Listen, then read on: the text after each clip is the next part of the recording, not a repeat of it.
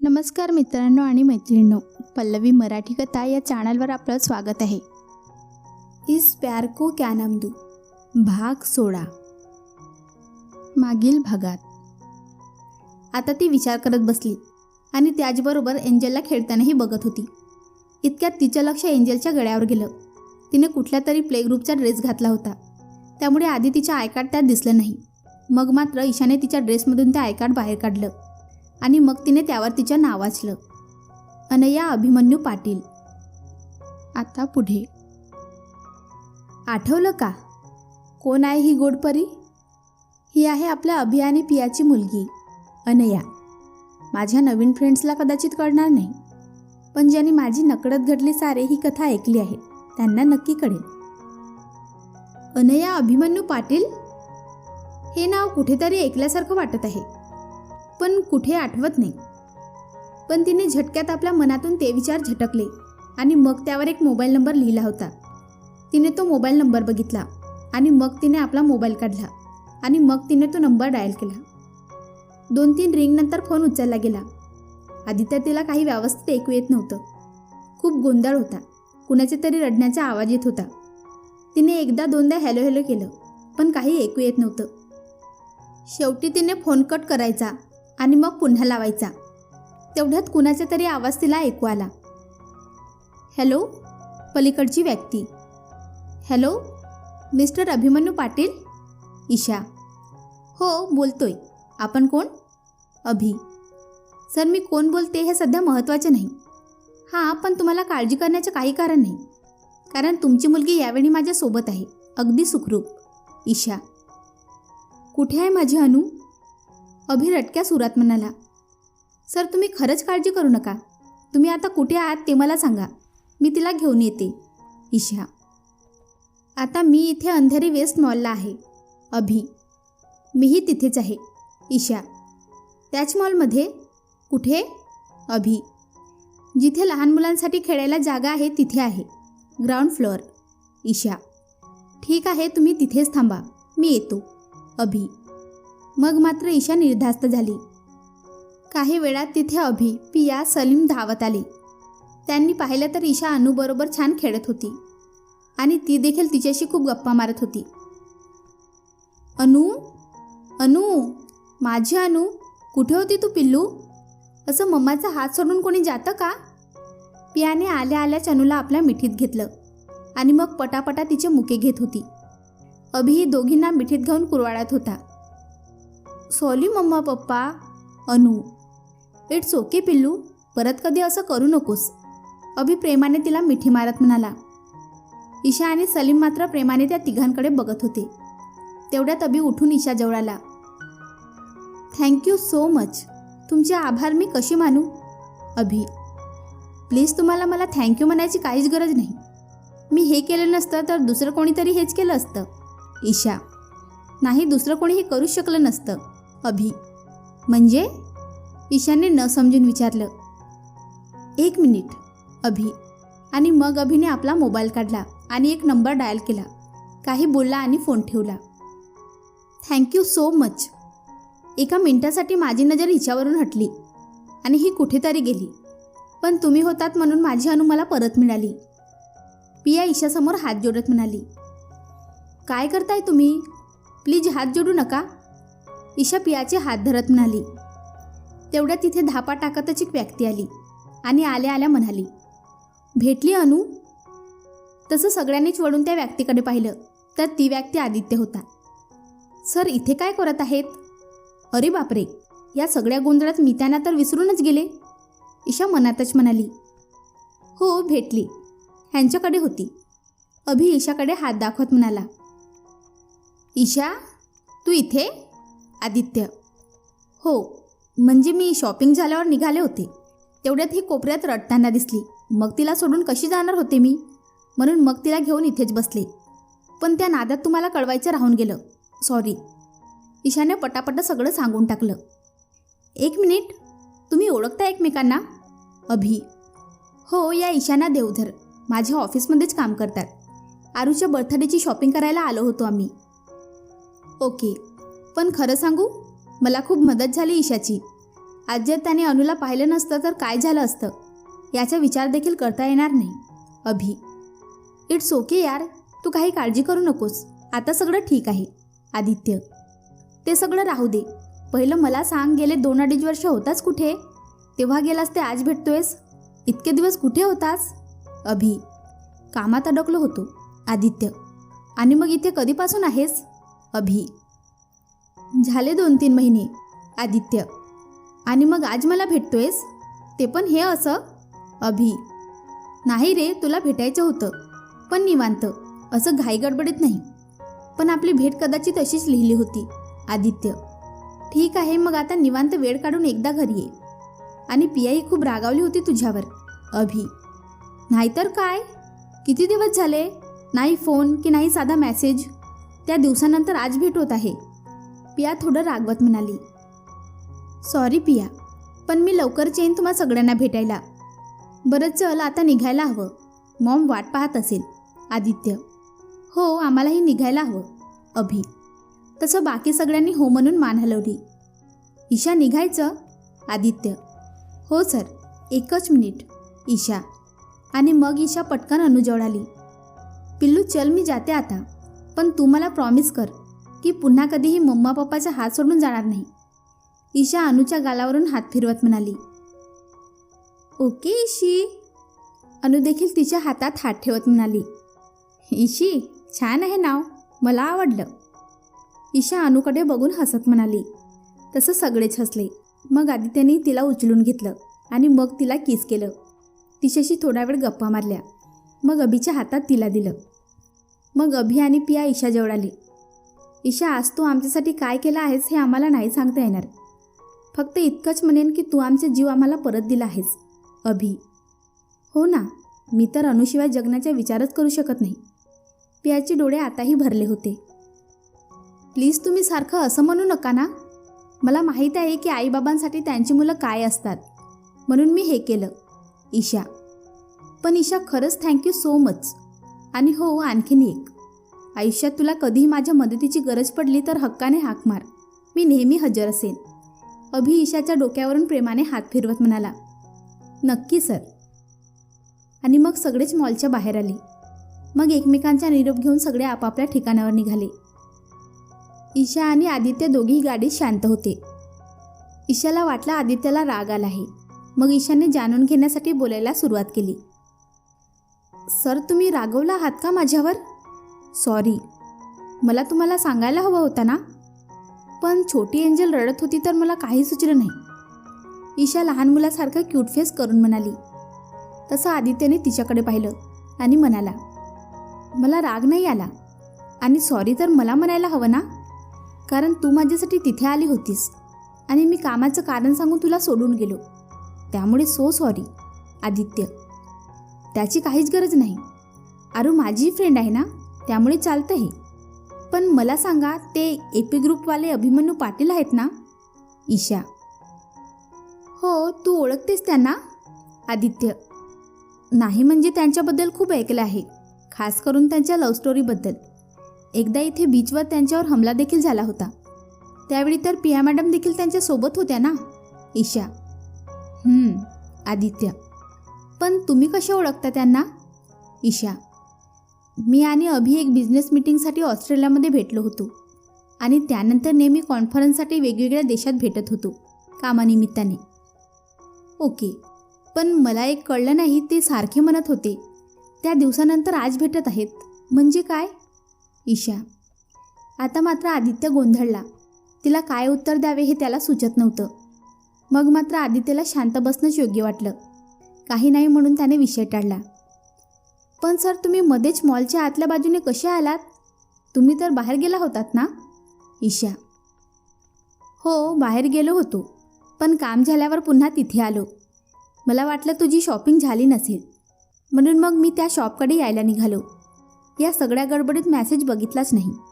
आणि मग मॉलमध्ये अभि, पिया आणि सलीम भेटले अनुला शोधताना.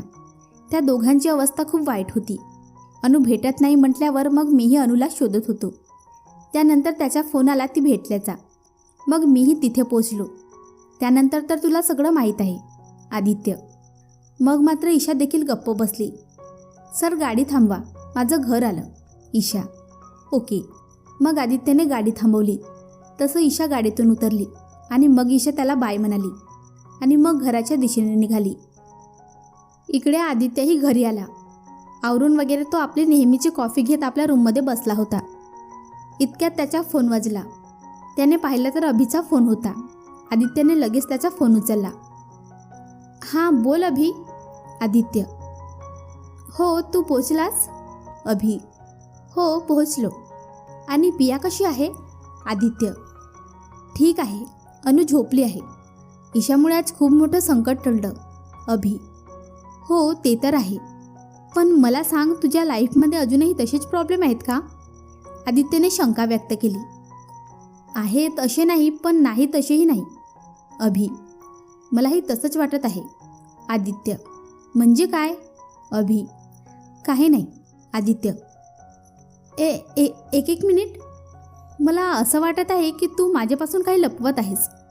मला मॉलमध्येही तू भेटल्यावर असंच वाटत होतं की तुला माझ्याशी काही बोलायचे आहे, पण त्या सगळ्या गोंधळात मला बोलता आलं नाही. पण मग नक्की काय प्रॉब्लेम आहे? अभि: मग आदित्यने त्याला आरूच्या बाबतीत घडलेलं सगळं सांगितलं. त्याच्या बोलण्यावरून त्याची आरूबद्दलची काळजी दिसून येत होती. एक काम करू, मी उद्यापासून सलीमला तुझ्याकडे पाठवतो. तो 24 तास आरूसोबत राहील, म्हणजे तुला आरूची काळजी करायची गरज नाही. सलीम आपलं काम चोखपणे करेल. अभि: तुझ्याशी बोलून खूप मोकळं वाटत आहे. आता मला खरंच आरूची काळजी नाही. आदित्य: बरं मला सांग, या ईशाच्या तुझ्या आयुष्यात काय सीन आहे? म्हणजे फक्त तुझ्या ऑफिसमध्ये काम करते की अजून काही आहे बॉस? अभि: तेवढ्यात तिथे पिया आली आणि म्हणाली. तिने जवळजवळ अभिच्या हातून मोबाईल ओढून घेतला आणि म्हणाली, तुम्ही थांबा अभि, मला आदित्यशी बोलायचं आहे. आणि मग तिने आदित्यशी बोलायला सुरुवात केली. ते सगळं जाऊ दे आदित्य, पण मला सांग की तू मागच्या वेळी म्हणाला होतास की एका वेडीने तुझ्यावर प्रेम केलं होतं आणि तू तिला शोधणार. मग भेटली का ती वेडी? पिया: हो. आदित्य एक सुस्कारा सोडत म्हणाला. काय? मग आमची भेट घडवा की. पिया: तू भेटलीस पिया तिला? आदित्य: काय? कोण? पियाने न समजून विचारलं. आज तू जिला भेटलीस ना, तीच. आदित्य: म्हणजे ईशा? ती वेडी ईशा आहे? मला वाटलंच. पिया आनंदाने म्हणाली. हो, पण आता तिचं माझ्यावर प्रेम नाही, कारण तिचं म्हणणं आहे की तो फक्त बालिशपणा होता. आदित्य नर्वस होत म्हणाला.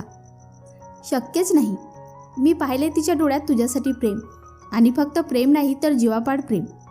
पिया: खरंच तुला असं वाटतं का? आदित्य खुश होत म्हणाला. अरे, कोऱ्या कागदावर लिहून देऊ का?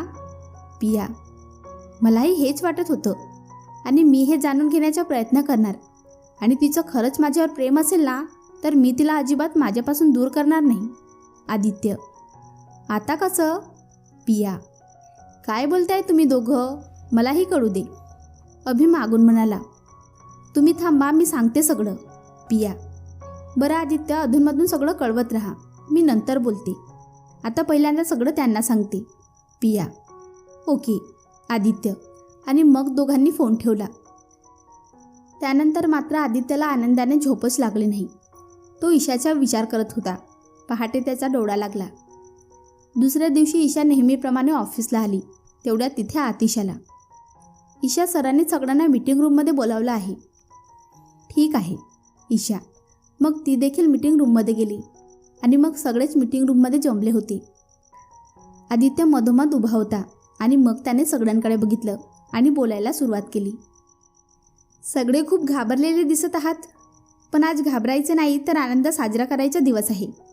कारण आपण आपली पहिली ऑर्डर कंप्लीट केली आहे आणि तीही यशस्वीरित्या. आपण आपला माल पण पाठवला आहे. लवकरात लवकर आपल्याला रिझल्ट कळेल की काय प्रोग्रेस आहे ते. तसं मग स्टाफने टाळ्या वाजवल्या. पण आपण सगळ्यांनी खूप मेहनत घेतली आहे आणि म्हणूनच मी लवकरात लवकर सगळ्यांना एक छोटीशी पार्टी देणार आहे. खरं तर ही पार्टी 2 कारणांसाठी होणार आहे. पहिलं कारण आपण आपली फर्स्ट ऑर्डर कंप्लीट केली म्हणून, आणि दुसरं कारण म्हणजे माझ्या बहिणीचा बर्थडे आहे म्हणून. तुम्ही सगळ्यांनी नक्की यायचं आहे. तसं मग सगळ्यांनी टाळ्या वाजवल्या. त्यानंतर सगळे मीटिंग रूमच्या बाहेर आले. आदित्यने ईशाला बोलावून घेतलं. तो आणि ईशा काय काय करायला हवं याबद्दल बोलत होते. तेवढ्यात ईशाचा फोन वाजला. तिने पाहिलं तर आरूचा फोन होता. सर, आरूचा फोन आहे. ईशा, तुला शॉपिंगला बोलवत असेल. आदित्य, हो मला पण तेच वाटतं. ईशा, तू एक काम कर, तू जा तिच्यासोबत. आदित्य, ओके. आणि मग ईशाने फोन उचलला. हां बोल आरू. ईशा, कुठे आहेस तू? आपल्याला शॉपिंगला जायचं आहे ना? आरू, मी आता ऑफिसमध्ये आहे. तू सांग कुठे आहेस, मग भेटू आपण. ईशा, मी तुझ्या ऑफिसच्या बिल्डिंगच्या खाली आहे, तू ये लवकर. आरू जरा वैतागत म्हणाली. ओके. ईशा, सर मला निघायला हवं, बाईसाहेबांचा पारा चढला आहे. असं म्हणून ईशा जायला निघाली. तेवढ्यात आदित्यने तिला मागून आवाज दिला.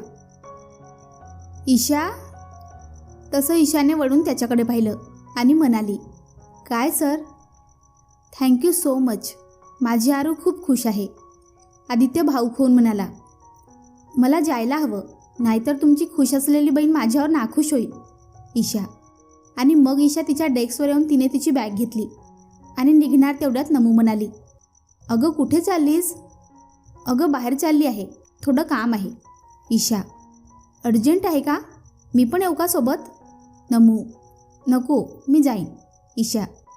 अगं काय अर्जंट काम आहे ते तर सांग. नमू.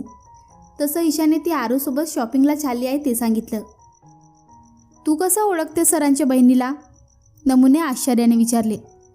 ते मी सगळं तुला नंतर सांगेन, आता मला जाऊ दे. आरू वाट पाहत असेल माझी. ईशा पुन्हा म्हणाली आणि धावतच ती ऑफिसच्या बाहेर पडली. मग काय, दोघी मॉलमध्ये आल्या आणि मग दोघी शॉपिंग करू लागल्या. अंधार पडला तरी आरूची शॉपिंग संपत नव्हती.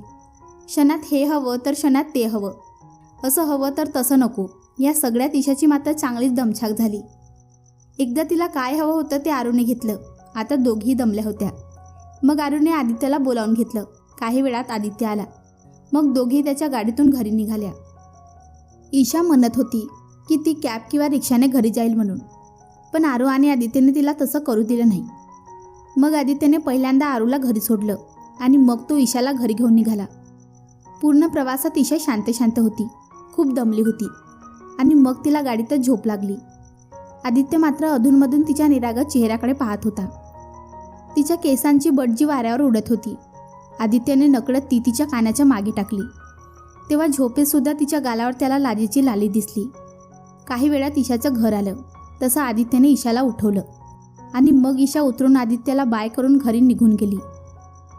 आज आरूचा बर्थडे होता, त्यामुळे सगळेच घाई करत होते.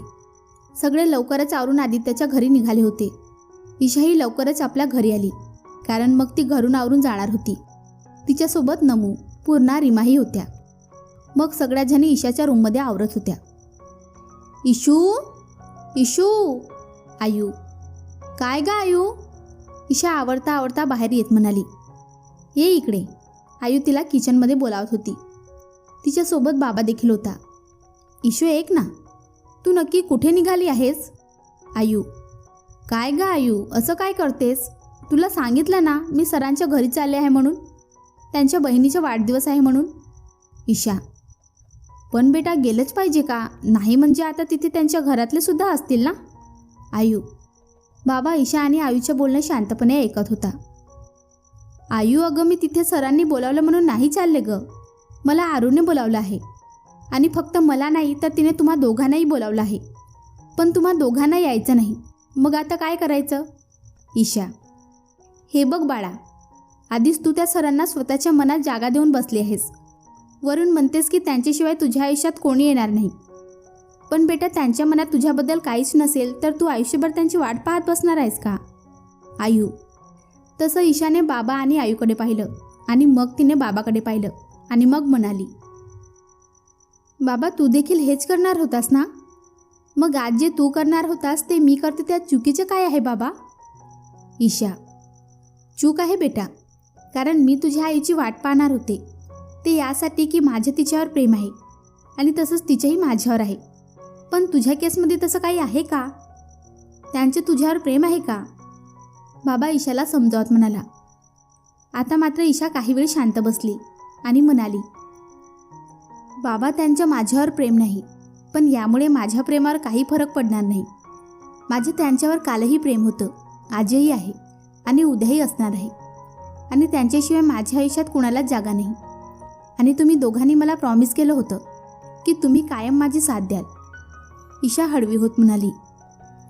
अगं पण ईशा ईशा. आयू काही बोलणार त्याआधीच नमू तिच्या नावाने बोंबलत आली. ईशाने पटकन बोटाच्या कोपऱ्याने डोळे पुसले. काय झालं, काही सिरियस आहे का? नमूने ईशाला डोळे पुसताना पाहून विचारलं. नाही ग, तू बोल ना, आयू वेळ सावरत म्हणाल्या. काही नाही हो काकू, हिचंच आवरली की नाही ते पाहायला आले आहे.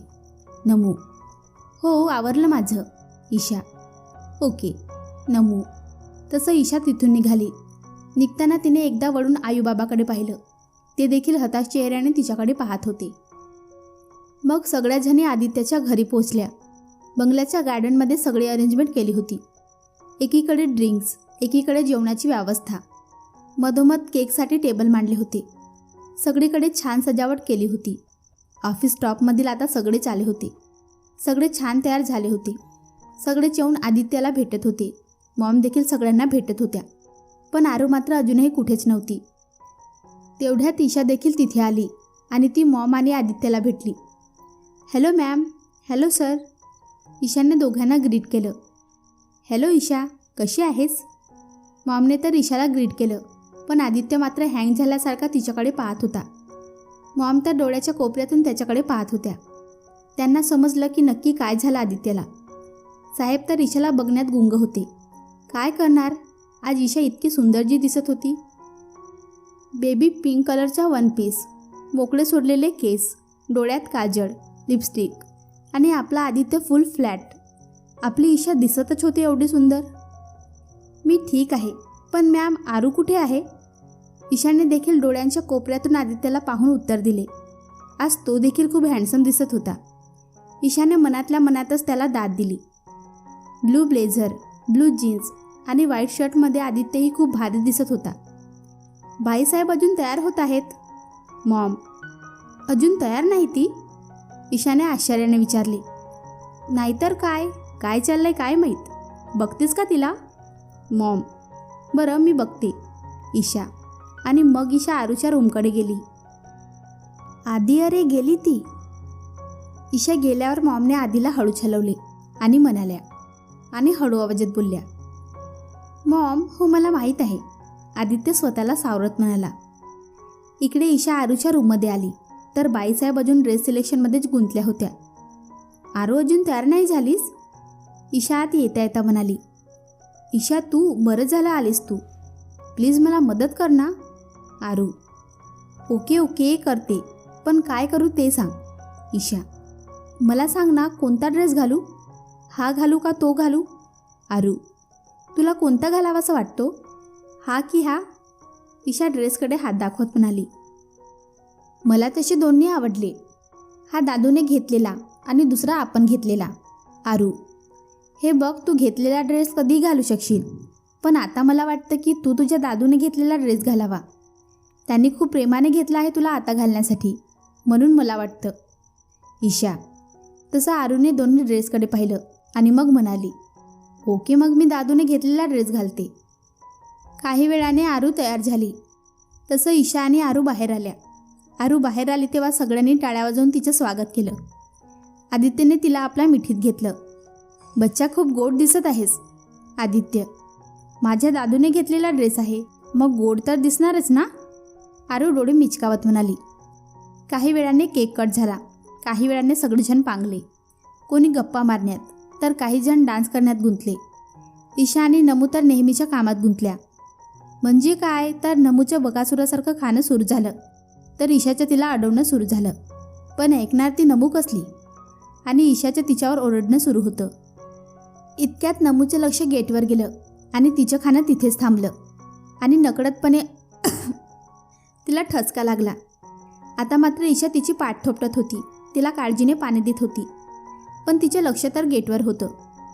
काय चालू आहे तुझं? लक्ष कुठे आहे? पाणी घे, म्हणजे बरं वाटेल.